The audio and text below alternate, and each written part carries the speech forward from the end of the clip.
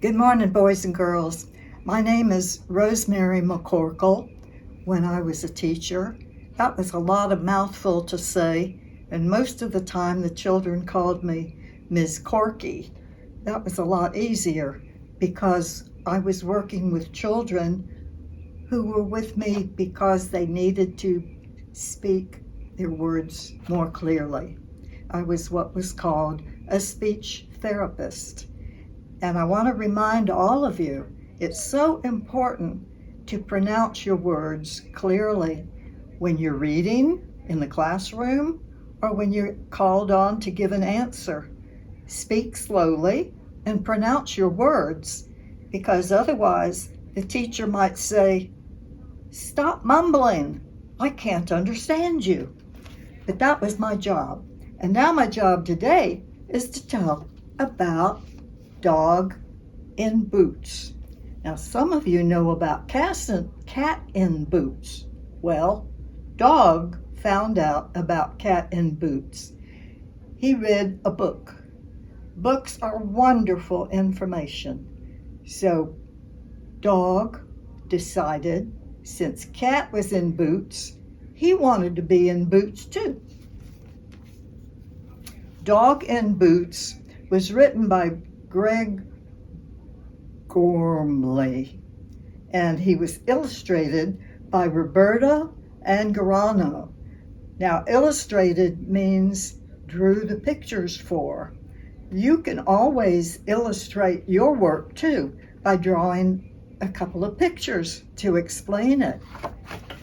Dog in Boots.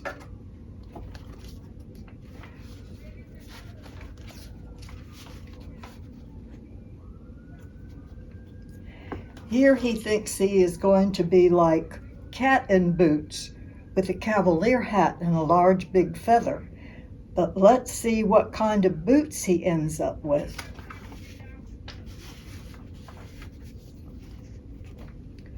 Dog was reading a brilliant book all about a cat who wore a truly magnificent boots. When he finished reading, Dog put down his book and he thought a bit. Then he went to the local shoe store.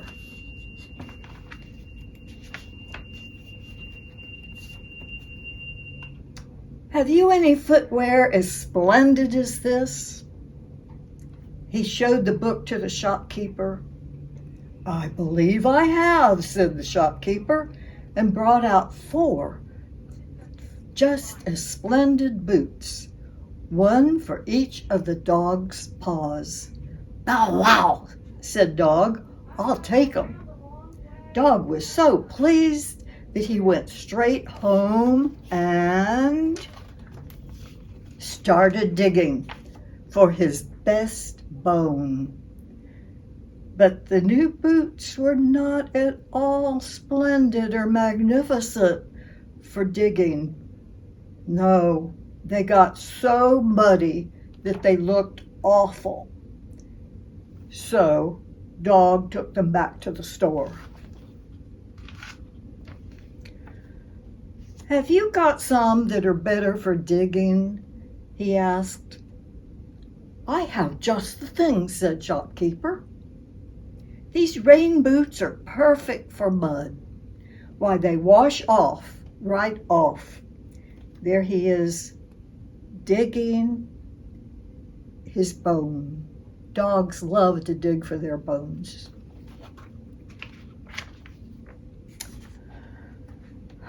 But when Dog went for a swim, the boots filled with water, and he went plop down. There he is, swimming around with some fish in the pond. Those boots were just not for wading. Dog took them back to the shop. "Have you some boots that are better for swimming?" he asked. "Well, the best thing for swimming," said the shopkeeper, "are flippers." The flippers were fantastic for swimming. There is Dog swimming in the pond, having a wonderful time. But when Dog tried to scratch, and you know dogs always scratch to get rid of their fleas that they are going to get, even if they're wearing a flea collar or taking their flea pills. Dogs have fleas.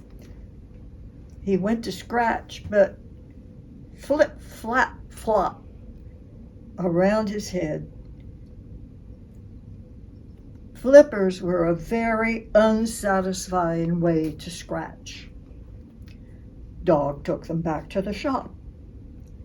Have you some boots that are better for scratching? Oh, I'm glad you asked, said the shopkeeper. With these high heels, you can scratch and look rather fashionable at the same time. Well, for scratching behind Dog's ears, the high heels were simply divine. However, they were dreadful to run in. He went flying head over heel. Nice heels, but not for running. Dog took them back to the shop. Have you got something that helps me go faster? He asked. Oh, yes, said shopkeeper. If you want to go super fast, try skis.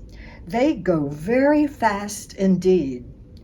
Oh, I'll take 'em, said Dog, and he was gone before shopkeeper could say, but only on the snow. And without the snow, Dog didn't move at all. He couldn't run, or scratch, or swim, or dig. On his way back to the shop, Dog thought some more. Okay, he said to the shopkeeper, I want something that's good for digging, for swimming, for scratching, and running. Oh, and nice and furry too. Do you have anything like that? No, said the shopkeeper, but you do. They're called paws. Perfect, said Dog. And see, he's admiring his furry, soft paws. He had them all the time. Dog was so pleased with his nice, furry, practical paws that he scratched all the fleas off of his coat. And he even chased after his tail. You can see him.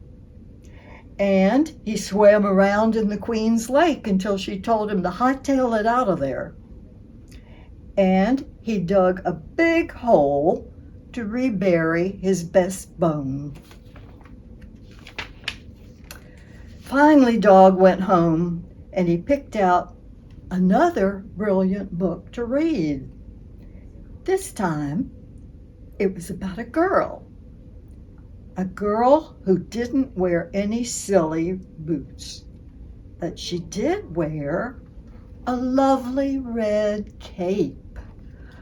Thought Dog, and there he is reading his book about Little Red Riding Hood. Wonder what he is thinking now. What kind of hood will he go and get? On this page, we see him reading the book. There he is with a red cape on, a red hood, but look, he tries on all these other hats before he finds the best hat of all for reading, his nightcap.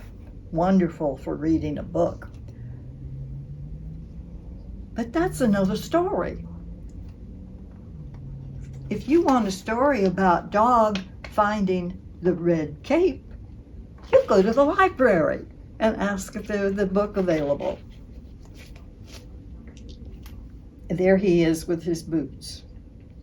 If you enjoy the story about dog, there are a lot of other wonderful books about animals.